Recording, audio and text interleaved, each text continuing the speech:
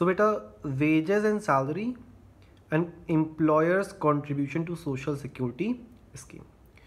तो बेटा wage and salary it means worker किसी फर्म में काम कर रहा है उसको क्या मिल रही है, wages and salary.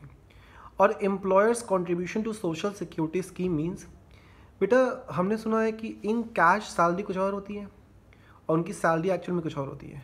For example like किसी वर्कर की सैलरी 10,000 है एक्चुअल सैलरी, और उसको इन कैश बेटा 9,000 मिल रहा है। तो बचा वो जो 1,000, रेस्ट ऑफ द अमाउंट 1,000 वो उसका डिडक्ट होता चला जा रहा है। और it is called provident fund, हम लोग पीएफ बोलते हैं ना, ईपीएफ और प्रोविडेंट फंड बोलते हैं, जो कि हमारा सेफ होता जा रहा है 1,000 रुपये हर मंथ, 1,000 रुपये डिडक्ट होके सेफ होता जा रहा है। और एक स्पेसिफिक पीरियड के बाद लाइक 5 ईयर 10 ईयर के बाद हमें वो प्रोविडेंट फंड का पैसा हम लोग रिकवर कर सकते हैं, वो जो ह्यूज अमाउंट हो जाएगा हमारा। ठीक है, तो बेटा वेज एंड सैलरी तो हो गया 9,000 एंड एम्प्लॉयर हो गया 1,000।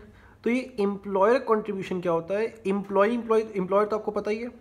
सो बेटा एम्प्लॉय के अकाउंट से 1,000 रुपये डिडक्ट करके वो इन्वेस्ट करता है किसी भी सोशल सिक्योरिटी स्कीम में।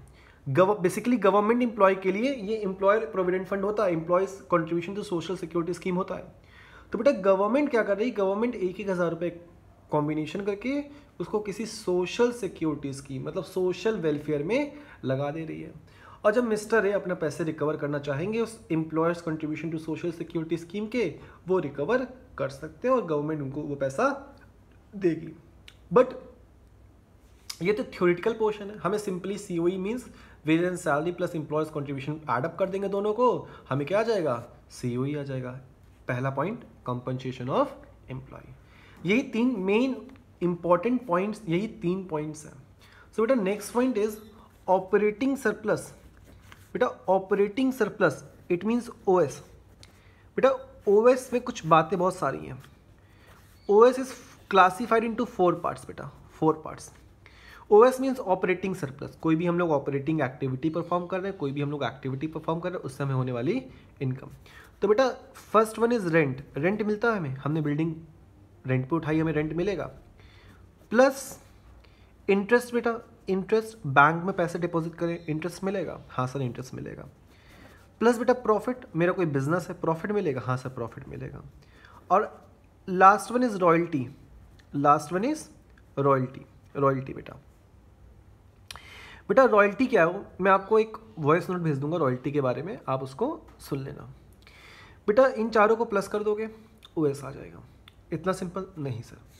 बेटा रेंट के और कुछ नाम है, बेटा मैंने आपको बताया था सर, जब भी आपने कहा है कोई और नाम है, वो कोई और नाम नहीं होते हैं, वो फॉर क्वेश्चंस के जो आपको प्रैक्टिकल क्वेश्चंस बुक में मिलेंगे, वो अलग अलग डिफरेंट क्वेश्चंस में डिफरेंट पॉइंट्स मेंशन होगा।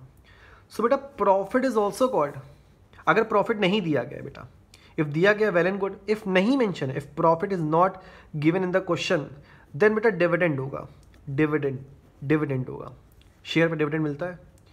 प्लस बेटा प्लस कॉर्पोरेट टैक्स प्लस कर देना, corporate tax, corporate sector tax पे करता है उसको प्लस कर देना।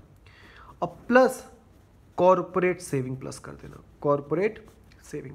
बेटा ये सब लिख लेना प्रॉपरली फेयर में, और इसको रख के ही क्वेश्चन आप लगाना, इसको सामने रख के ही क्वेश्चन आप अप्लाई करना। Sir rent, interest, profit and royalty is equal to OS. If profit is given in the question sir then well and good. If sir profit is not given in the question, हमें dividend, corporate tax और corporate saving ढूंढना है। बेटा corporate saving के कभी कभी कुछ और नाम होते हैं, कॉर्पोरेट सेविंग के भी कुछ और नाम है। क्या सर, रिटेन अर्निंग। बेटा रिटेन अर्निंग के बारे में हम लोग सुना है 11th business chapter number 7 source of business finance, owner's fund का पॉइंट था पहला रिटेन अर्निंग। और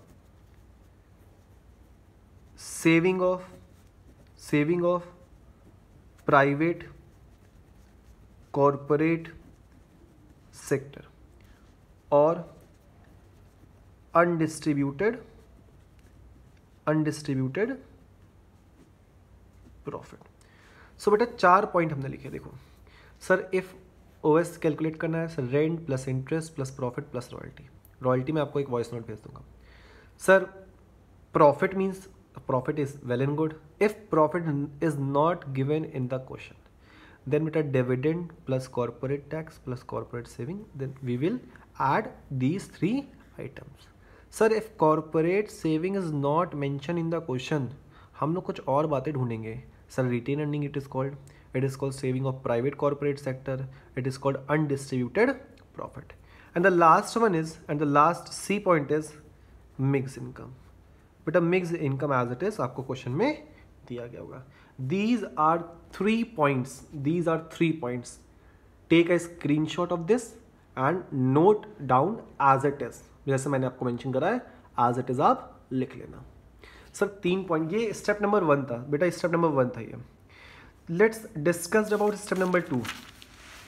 सर स्टेप नंबर 2 सिंपल है, सबसे सिंपल है. सर स्टेप नंबर 2 लाइक आपको याद होगा हमने प्रोडक्शन मेथड में जीडीपी एमपी लिखा था, फिक्स्ड था. GDP MP is always fixed in production method. Same goes with यहाँ पे एनडीपीएफसी आ जाएगा बेटा, एनडीपीएफसी आ जाएगा. और फॉर्मूला क्या सर, COE प्लस OS और प्लस MI. जो 3 आइटम थे sir, COE OS plus MI, तीनों को प्लस कर दीजिए, क्या आ जाएगा NDPFC. सर COE के 2 पार्ट थे, wages and salary plus employers contribution to social security scheme. Sir OS के 2 पॉइंट थे, सॉरी 4 पॉइंट थे, rent, interest, profit, royalty. If profit mention नहीं है तो कुछ उसकी कहानी थी, मैंने आपको लिखवा दिया है, आप इसको एज इट इज रखना और क्वेश्चन लगाना आप. और लास्ट में MI है. Add these 3 items we will find NDPFC. And step number 3 बेटा, step number 3 you already know about step number 3.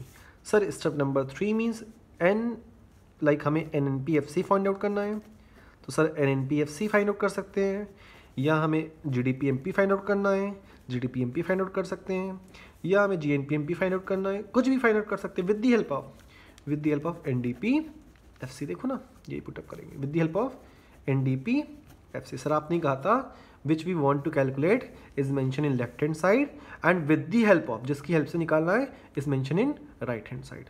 FC से FC कैंसिल, DP से NP प्लस NFI है, एंड नेट से नेट कैंसिल हो गया बेटा. ये थे आपके क्या, ये थे आपका income method. So hope so आपको इनकम मेथड की कहानी समझ में आई होगी.